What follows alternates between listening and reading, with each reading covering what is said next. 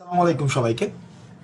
ইতিমধ্যে কয়েকটা বিষয় অ্যারাইজ হয়েছে সোশ্যাল মিডিয়াতে যে সকল শ্রেণী পেশার মানুষ হচ্ছে টিএসসিতে ত্রাণ সহায়তা করেছে। এখন এই ত্রাণের টাকা কেন ব্যাংকে রাখা হয়েছে, মানে এটাও একটা বার্নিং কোয়েশ্চেন বর্তমানে সোশ্যাল মিডিয়াতে শুধু বাজওয়ার্ড। টিএসসির টাকা কেন, ত্রাণের টাকা কেন ব্যাংকে? এখন দেখেন, আমরা যখন ত্রাণ সংগ্রহ করি এবং ত্রাণের কিন্তু প্রত্যেক দিনের হিসাব কিন্তু উপস্থাপন করা হয়েছে যে প্রত্যেক দিন আজকে কয় টাকা উঠেছে, তারপর দিন কয় টাকা উঠেছে এবং সর্বশেষ দিন কয় টাকা উঠেছে, প্রত্যেক দিনের হিসাবটি কিন্তু প্রত্যেক দিন প্রকাশ করা হয়েছে। দ্বিতীয়ত যে বিষয়টি সেটি হচ্ছে যে আমরা মানে দুর্যোগের তিনটা স্তর থাকে। একটা হচ্ছে দুর্যোগ পূর্ববর্তী স্তর, দুর্যোগকালীন এবং দুর্যোগ পরবর্তী। এখন দুর্যোগ পরবর্তী স্তরটি হচ্ছে সবচেয়ে বেশি ব্যয়বহুল, যেটিকে আমরা বলি পুনর্বাসন পর্যায়। এখন এই পুনর্বাসন পর্যায়টি যেহেতু সবচেয়ে ব্যয়বহুল, সুতরাং আমরা সিদ্ধান্ত নিয়েছি এবং আমরা দেখেছি আর অন্যান্য যেই যারা হচ্ছে সহায়তা করছে, বিশেষ করে আসুন্না ফাউন্ডেশনকেও আমরা দেখেছি যে তাদের ত্রাণের অধিকাংশ একটি অর্থ তারা রেখে দিয়েছে পুনর্বাসনের জন্য। এখন আমাদের কাছে বর্তমানে 9 কোটি টাকার বেশি আমাদের কাছে রয়েছে। এখন আমরা এটি সিদ্ধান্ত নিয়েছি যে এই টাকাটি যে বন্যা কবলিত যে এলাকা সেখানে যে পুনর্বাসন স্তরে আমরা হচ্ছে ব্যয় করব।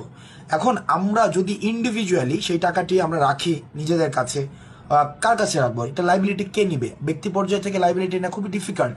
সেই জন্য আমরা সমন্বিতভাবে ঢাকা বিশ্ববিদ্যালয়ের একজন শিক্ষক এবং 2 জন শিক্ষার্থীর সমন্বিত ব্যাংক অ্যাকাউন্টের মাধ্যমে সেই টাকাটিকে আমরা ব্যাংকে গচ্ছিত রেখেছি, যাতে করে আমরা অডিট করার মধ্য দিয়ে টাকাটি হচ্ছে আমরা যারা দুর্যোগ ব্যবস্থাপনা মন্ত্রণালয় বা যারা সংশ্লিষ্ট কর্তৃপক্ষ তাদের কাছে পৌঁছে দিতে পারি এবং সেটার জন্য প্রপার ডিস্ট্রিবিউশন হয়।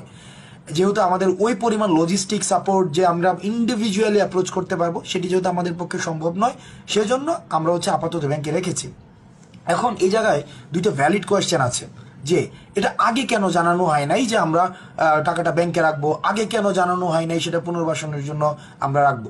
এখন যেহেতু এই বন্যাটা তো আগে বলে আসে নাই আমাদের কাছে বন্যা আগে বলে আসে নাই, ত্রাণের বিষয়গুলো প্রত্যেকটা সিদ্ধান্ত এই যেগুলো প্রিমেডিটেটেড, বিষয়টা কিন্তু এমন না। প্রিমেডিটেটেড ডিসিশন যেটা হয় সেটা হচ্ছে যে পূর্ব প্রস্তুতি থাকে। এখন আমরা দুর্যোগকালীন, আমরা ত্রাণ সংগ্রহকালীন সময় আমরা অ্যাসেস করেছি যে এবং যারা বিশেষজ্ঞ তাদের সাথে কথা বলেছি যে পুনর্বাসন পর্যায়টাই ব্যয়বহুল, সুতরাং ওই সময়ের জন্য তোমরা টাকাটা রাখো এবং টাকাটা সবচেয়ে সেফ অ্যান্ড সিকিউর। কারণ ব্যক্তি পর্যায়ে যদি টাকাটা রাখি তখন আবার আপনারা এই প্রশ্ন করতেন এই টাকা ব্যক্তি পর্যায়ে কেন, বান্ধবীর অ্যাকাউন্টে কেন, এটা কেন সেটা কেন। তার চেয়ে ভালো সবচেয়ে সিকিউর আমরা ব্যাংকে রেখেছি। এখন প্রশ্ন আসতে পারে এই টাকা কি আমরা ব্যবহার করছি কিনা? এই টাকা আমাদের ব্যবহার করার কোনো প্রশ্নই আসে না, কারণ 4 তারিখ যেই টাকাটি উঠেছে সেই টাকাটি সম্পূর্ণ সেখানে রাখা হয়েছে ব্যয় বাদে, আর এখন যখন উত্তোলন করা হবে ঠিক সমপরিমাণ টাকা উত্তোলন করা হবে। তো সুতরাং এখানে অর্থ তসরুফের কোনো প্রশ্নই আসে না। এই জায়গায় বলে রাখা ভালো, অনেকেই প্রশ্ন করছেন যে ত্রাণের টাকা নিয়ে হয়তো আমরা জেলা সফরগুলো করছি। বলে রাখা ভালো যে আমাদের এই যে সফরকালীন যে অর্থটি কোন জায়গা থেকে আসছে সেটি জানারও আপনাদের এক ধরনের অধিকার রয়েছে, জবাবদিহিতা নিশ্চিত করবে। প্রথমত এই সফরের বিষয়ের যেই অর্থটি সেটি কোনো ত্রাণের সাথে কোনো সম্পর্কিত না। সেটি হচ্ছে আপনারা জানেন যারা রাষ্ট্র সংস্কারের কাজে অংশগ্রহণ করতে চায় তারা আমাদেরকে বিভিন্নভাবে সহায়তা আন্দোলনের শুরু থেকেই করছে, একদম আন্দোলনের প্রথম দিন থেকেই। কোটা সংস্কারের আন্দোলন যখন ছিল তখন থেকে শুরু করে আজকে পর্যন্ত তারা সহায়তা করছে।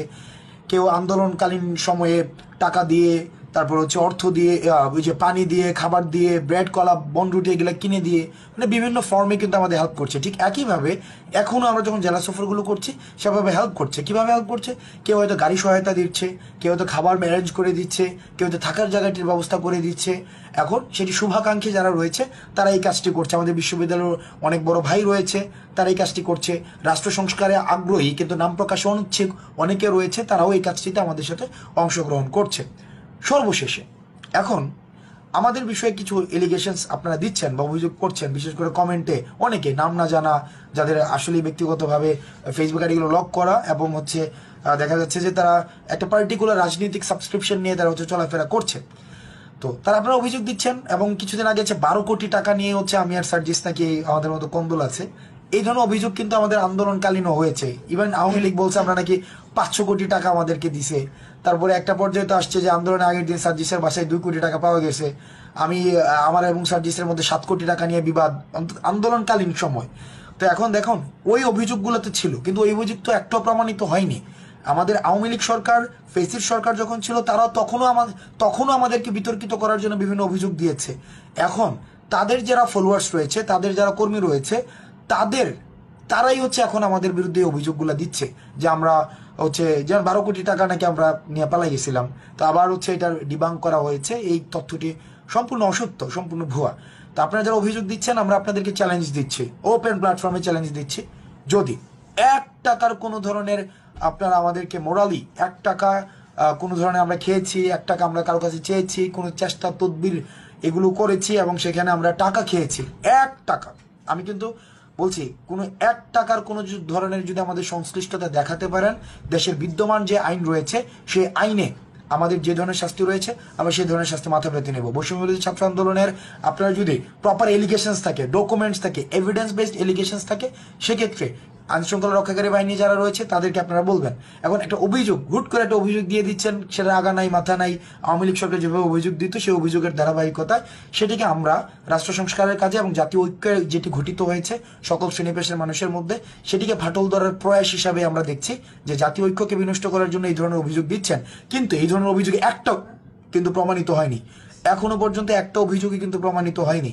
আমি আবারও বলছি, 1 টাকা যদি কেউ দেখাইতে পারেন যে আমরা 1 টাকা কোনো জায়গা থেকে আমরা নিয়েছি, সেক্ষেত্রে বিদ্যমান আইন শৃঙ্খলা আইন অনুযায়ী আমরা শাস্তি আমরা মাথা